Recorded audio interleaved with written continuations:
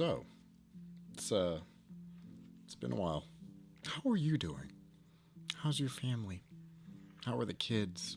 Um, yeah, so this is a loosely. I have more notes really than a script. I do have a script that I'm working on for a different video. It's not another essay like the Tyler Perry one is, but I'm not gonna give any hints, but that'll go into a little bit more detail about like where I've been and what I've been up to. The short version is I have a busy life outside of doing YouTube, so I just haven't really had as much time. But it's another talk for another day. Today, I want to talk about conventions. As somebody that has gone to conventions for probably going on 16 years, I've gone to cons, comic cons, nerd conventions, whatever you want to call them, over half my life at this point. So I'd like to think I know a thing or two about them. I've been to an amazement. I've been to, Wizard World before that turned into Fan Expo. GalaxyCon. I'm going to DreamCon next week. I was at QuirkCon before that one went defunct as well. A lot of dead conventions I've been to before. But I've been to a good amount of cons. I've been to San Diego Comic Con. I've been to New York Comic Con. I've hit both coasts. So I think I know a thing or two. And for this topic of discussion, I want this to be a conversation. I want you and I to talk, to be able to come to an understanding here on somebody that I've spoken about before. And I say somebody as in a whole company. Blerdcon. Are you good? What I mean by that is recently, and by recently I mean around me recording this about a week or so ago, Blerdcon happened. If you don't know, Blerdcon is a convention, a nerd convention, primarily geared towards finding community for black nerds, if the name didn't inference that. Now, it's open to everybody. Anybody can go. There's no gatekeeping. It's a very fun environment, but the target demographic is predominantly black nerds. And so me being a member of that community, I'm a very regular participant. And by regular participant, I mean that I was one of the first panelists at the first Blerdcon when I used to work at Hybrid Network, a YouTube channel whose name I predominantly try not to mention on my sphere of the internet, but that's neither here nor there. Used that time, as well as a couple of the other people from the team there, to introduce ourselves, try and get our name out there, get people to know about us, hear about us, and things like that. Because it was, we were at the foundational level of something that I thought could be really big. And to an extent, I was right. Through Blerdcon, I've made a lot of good friends, good buddies, people that I talk with regularly at this point, And I remember being at QuirkCon and watching this guy run his booth. He's like, hey, yo, we're having this all-black convention in Virginia in like a month or so called Blerdcon. I'm like, absolutely, yeah, I want to be on the foundation of that. That sounds cool. That sounds bomb. And since then, it's grown and grown and grown, and I am impressed with the way that it's just expanded and found its place, and it's a large community of people that it really does feel like a family. I've made it a point that's like, okay, I'm taking my annual trek to Virginia. I've dragged my friends along. I've had my friends meet my other friends, and my other friend, everybody feels connected there. A decent amount of people have probably seen me at Blerd. A decent amount may know me from Blerd. I've made a good amount of friends there, so it's like I'm familiar. Why did I skip this year in particular? Just to be blunt and frank, I had a family matter. When the information came to me, I'm like, yes, I'm going to be there. It happened to be the same week as Blerd. I'm like, I can miss a year. I'll be okay. It's one convention. There will be other conventions. There will be other Blerdcons. But then slowly, more and more people from my personal social circle just kind of started dropping off bit by bit. One person was like, yeah, I'm not going to go. Another person was like, yeah, I don't think I'm going to go either. It's like, yeah, I think I'm skipping out this year. Yeah, I'm trying to save money. And I found it interesting. Now, granted, I did know a couple people that still wound up going to the convention. You know, a couple people reached out to me and said, it's like, hey man, are you going this year? Or am I going to see you this year? And I'm like, no, you're not. I'm going to be out of town. And they're like, oh, that's a shame. We'll have to like catch up later. Perfectly fine. Normal adult reactions. But it is interesting to me because based off of a little bit of what I've heard and a teensy bit of what I've seen floating across social media from people that did attend, while it did seem fun, it seemed smaller. You know, I heard the vibe was a little bit more laid back, a little bit more chilled out. And I haven't really talked about Blerd since a couple years back with that whole controversy that I was somewhat present for, with the whole cosplay competition and the white girl winning, and that's its own video.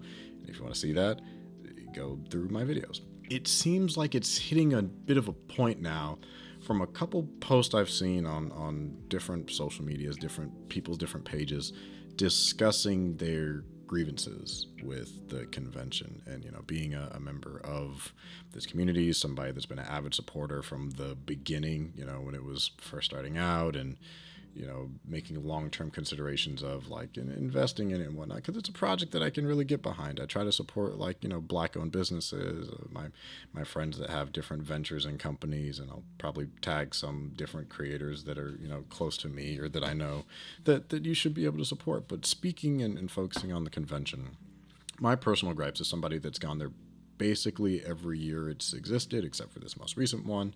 So that's about a consistent 5 years, not counting the you know, COVID skip, which is funny. I did actually get COVID while I was at Blerd. I caught it from seeing Thor Love and Thunder. What a way to go, right? But if we want to talk about gripes, personally, as somebody that's an avid con goer who's been to a lot of cons, big and small, and Blerd is kind of hitting a point of being more of a mid-sized con, about 5 years in. They're a little over half a decade old, you know, so there are lessons to be learned. There are things to be picked up from people in the community, including myself. One issue that I've observed is that because they kind of they don't have a cap on their ticket sales, they do have a tendency to under-anticipate how many people are going to be in attendance for any particular year. The consequence of that means that you kind of have all of these people, you know, 10 to 15,000 people stuffed into this hotel, which is not a convention center, but a hotel building, in the middle of the summer in Virginia, you know, metropolitan DC area. So one aspect is it's just a little overstuffed. You could cap your tickets. That's what a lot of the bigger cons do. But it could also be a case of just changing locations. The other issue and kind of a complaint that I've seen is also there's been a continued price hike over time. I've been fortunate enough that I've been a panelist a couple times, so I've been able to, you know, they've been kind enough to give me a badge as somebody that was, like, you know, hosting or co-hosting a panel or an event. You know, if you've seen me, you might have seen me do a couple of the rap critic panels in the last couple of years. So it's like the price is kind of going up, but the quality of the con hasn't particularly changed. You know, so it's like, of the 5 years that I've been in attendance, like it's gotten bigger in terms of volume of people, and they've gotten some higher profile guests. Like even this year, they're getting people like, you know, Phil Lamar, and last year when I went, they had Cree Summer, which is really good. And I'm glad and appreciative of who they're able to like connect with and get there. You know, Cleo Thomas was there this year. At the same time, it seems like the actual running of the convention is not meeting up with maybe some of the quality of some of the events and some of the guests that they're able to get. So, you know, it just seems like the price keeps going up. I remember it was like $65. I'm just like, okay, that's kind of average con price, you know, 70, 75. And things are getting more expensive, and people's pockets are getting a lot tighter. And then I looked at this most recent, this upcoming year.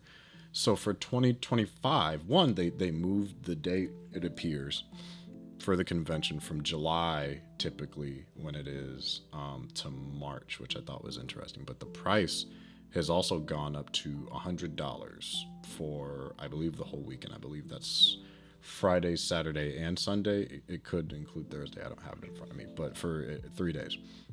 That's about the same price, for comparison's sake, for GalaxyCon in North Carolina, for about 2 days, if I recall. But GalaxyCon isn't a convention center. GalaxyCon is huge.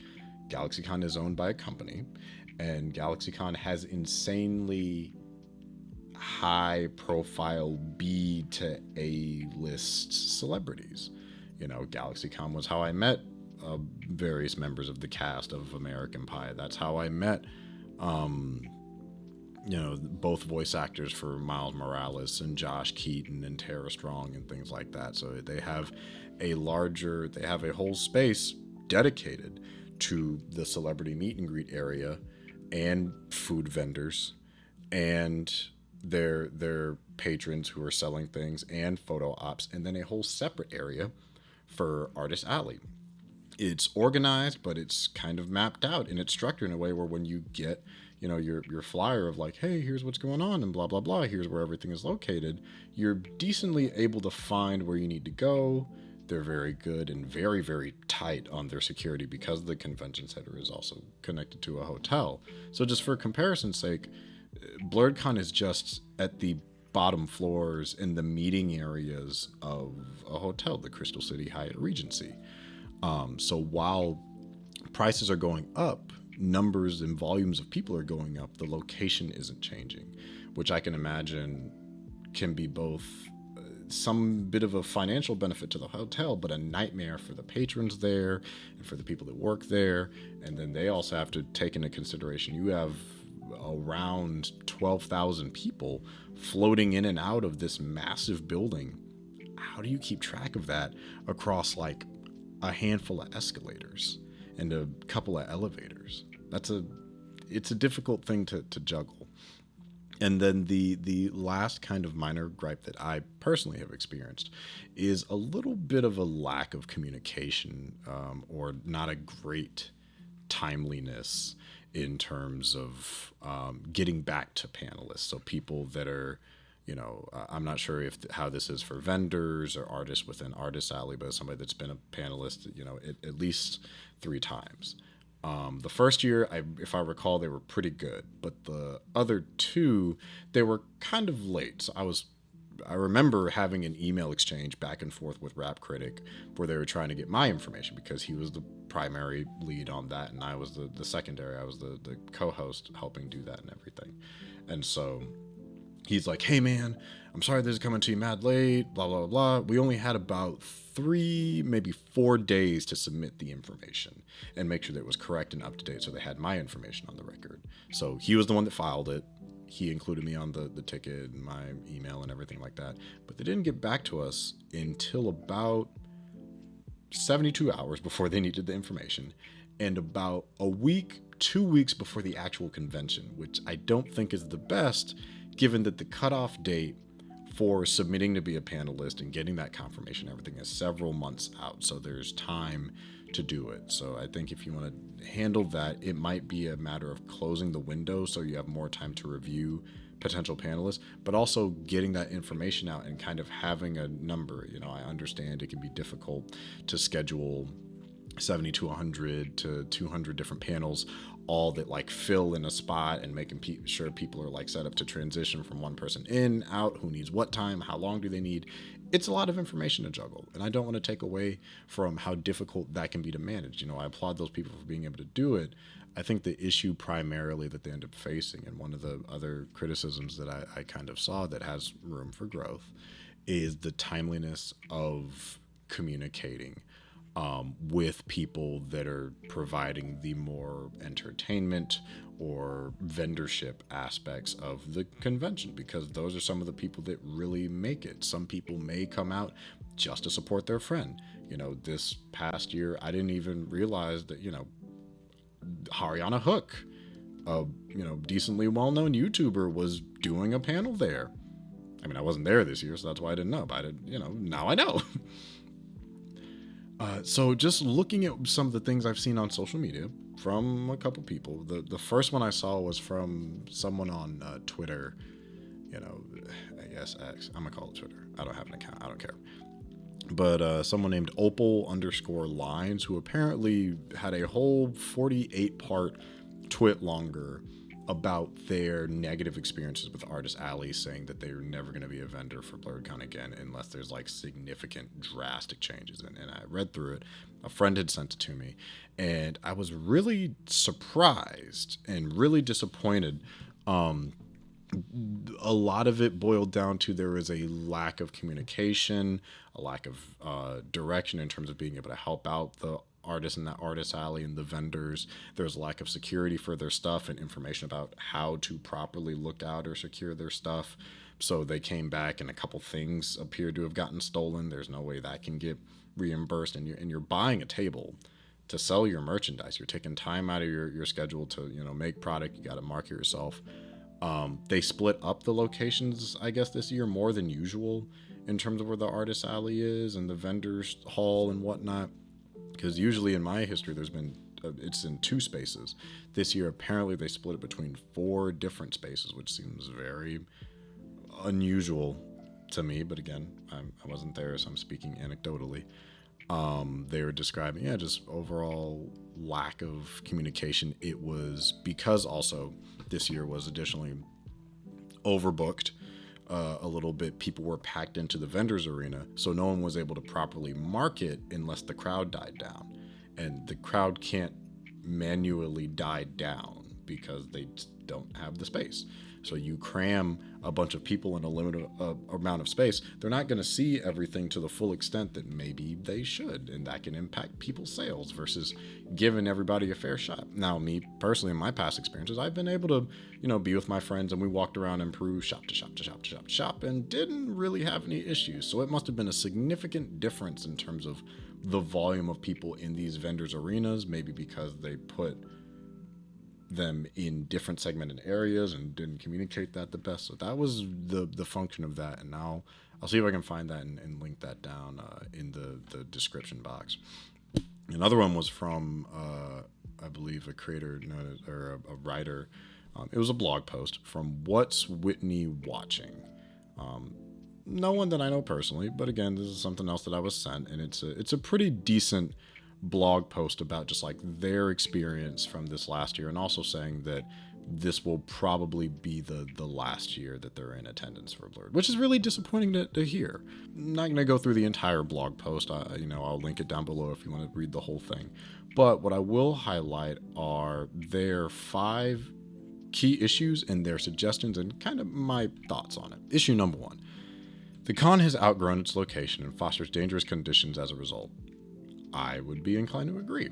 Their suggestion is move the con. There are other locations in the surrounding area that would be better for a convention of this size, like the Gaylord National at the National Harbor or the Washington Convention Center. I'm sure if the right connections are made, a favorable deal could be reached for the convention that is both affordable and practical. I don't really have any notes on that. I fully agree. I do think it is now at the point where the size of the con is able to be moved. Let's go to a different place, a bigger place. I think one of the key reasons they stay at the Hyatt Crystal City Regency is because they've fostered a very good business relationship. And I do think that could still maintain. It just means that it's just more so finding transportation to that locale. I understand that, it might be a matter of possibly ending a current business relationship, but I do think if you want this con to be sustainable, if you want to make it to, 10 years of Blerd, you have to do right by your customers and the fans and the people that are attendees and whatnot. Issue number 2, lack of communication with the people that sell/entertain at the convention, i.e. panelists and artists.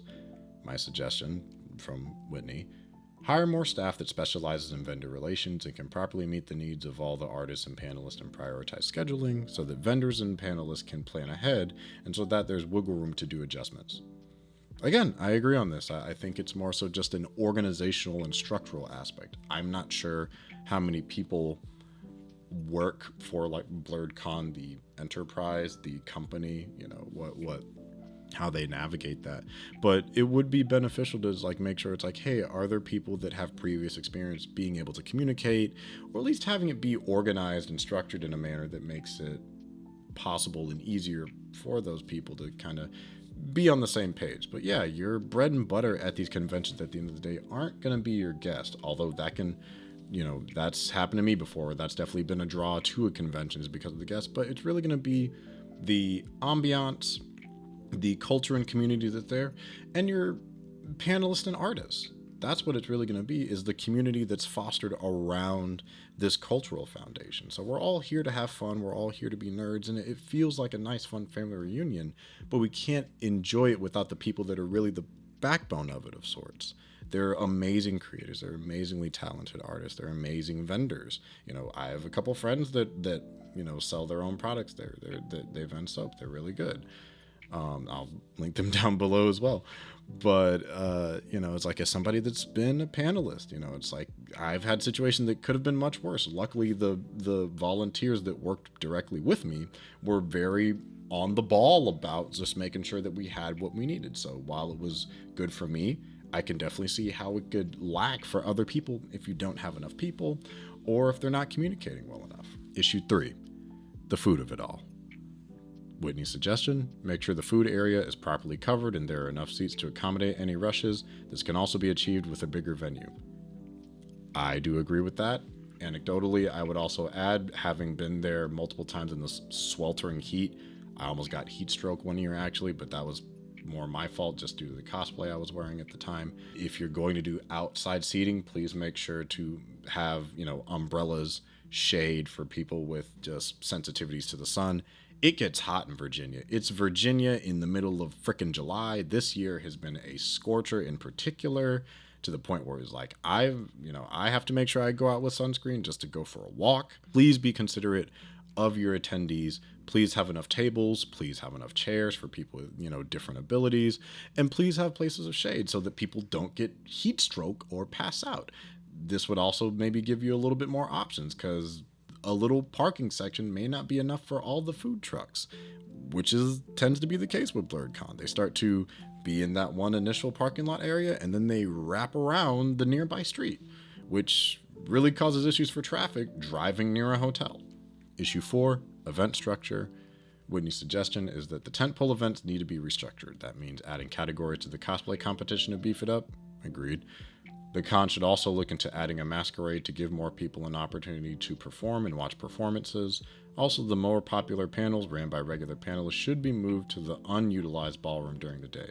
You could even send a poll out to see what people are most excited for, which doubles as a means for building buzz for the convention ahead of time. I agree with this. This is actually a tactic I would say that GalaxyCon is pretty good at. A lot of their bigger celebrities, they put more on the ballroom stages. That controversial incident with Stephen Amell from about a year ago, around the time of the writer's strike, I was walking around near that part of the hall when that happened. But the reason, that kind of viralish moment happened was because they were in the ballroom. It was the location of it, so more people went out there. So if you're having, and they're getting better about this as far as I can tell from photos and videos and things like that, where they have a lot of their bigger celebrities, but you're also going to have big panelists. You're going to have popular panelists. You're going to have cosplayers, content creators, people that are well known within the community that are going to draw a big number. And it's not enough if you have a room that can only sit 40 to 60 people.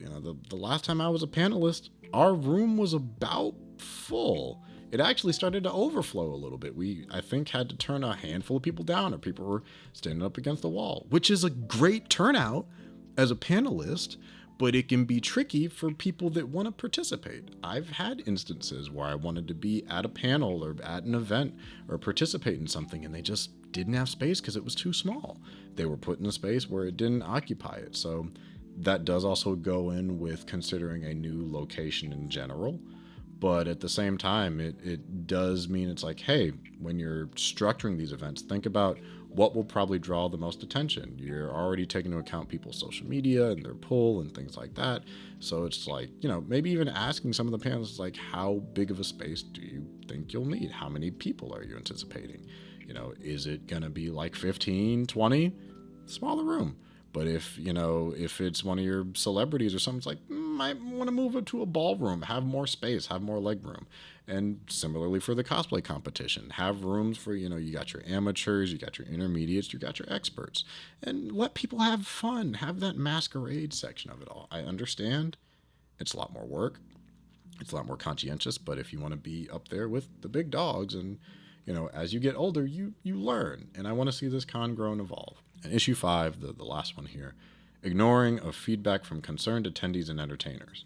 Witness suggestions to stop deleting negative comments from the Facebook and take some accountability. People will appreciate that like you wouldn't believe. Again, I agree. This is actually a little bit of an instance that occurred even back when I was talking about the whole cosplay competition thing. They had to come out and publicly address it because it had sweltered to such a huge degree. They couldn't ignore it anymore. So all that to pretty much say, it's like, yeah, listen to your community, listen to the feedback, because if you don't have that community, you're not going to have a convention, and you're not going to be successful, and you're not going to be sustainable. It's not going to stick around for the long run. And this is a con that I want to see flourish for a long, long time. I think there maybe has been a little bit of difficulty, going in and coming out of the whole pandemic situation. Cons, I think, are still trying to figure out what their structure is. I think they've mostly bounced back and recovered pretty well, but I can understand that it's still a little bit of a tricky thing to figure out. It's still a little difficult, but don't run away from the critiques. Not everybody's going to be the nicest person. Some people be like, "Go, this shit sucks, man. I don't want to hear from this."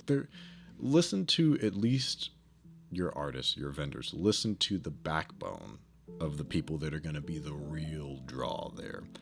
And also listen to your participants. Listen to your consistent people. Listen to me. I've been there before. I want to see this community thrive. I want to see this convention continue to be one of the bigger ones. It's something that I want to continue to embrace people to participate in. I've made a lot of friends through this community. I think it's a beautiful community. I think it's a fun time. I love being able to take that trek up north, have my music blasting, and then just look forward to having a weekend of fun, of going to different panels, of taking in different perspectives, of meeting new people and things like that. I think it can be a great way to foster community, especially as like a young black nerd in America, especially on the East Coast, So I think it's dope, but I want to see it continue to improve. Having been there at the beginning, I know that it can. I think the steps being able to be taken for that, they take work. And I'm not going to deny the fact that it's not the easiest thing in the world to do, but I think it's worthwhile work. If it's a matter of restructuring or rebranding or even taking a year off to figure out, it's like, hey, we want to move some things around, or we want to push the content maybe in the fall. I don't know why they pushed it up to the spring. I'm surprised. The theme looks interesting, but hey, I want things to go well. But that's pretty much it from me. Let me know your thoughts down in the comment section below about just, what do you think about Blerdcon? Have you ever attended before? Have you been to a bunch of other cons before? Let me know. Do you have any critiques? Are there things that you would want to change or see improved or grow or develop within Blerdcon? I don't know. I just thought this would be an interesting topic. It's really been on my mind and heart a lot. I've been seeing a lot of different opinions on the matter. Seemed like a few of my friends had a pretty good time, but other people, they're saying that this is their last Blerdcon, and I hate seeing news like that, because I think this is a really good community. I think there's a lot of good people in it, and I want to see this, grow to be, the next GalaxyCon. I want to see it be, I don't want to see it go the way of Wizard World, which then became Fan Expo. I don't want to see it absorbed. I want it to be able to be strong in its identity. But part of that is also coming to blows with, you're not always going to be perfect. And that's okay. But yeah, that's it for me today. Don't forget to like, comment, and subscribe. And I'll see you when I see you. Bye.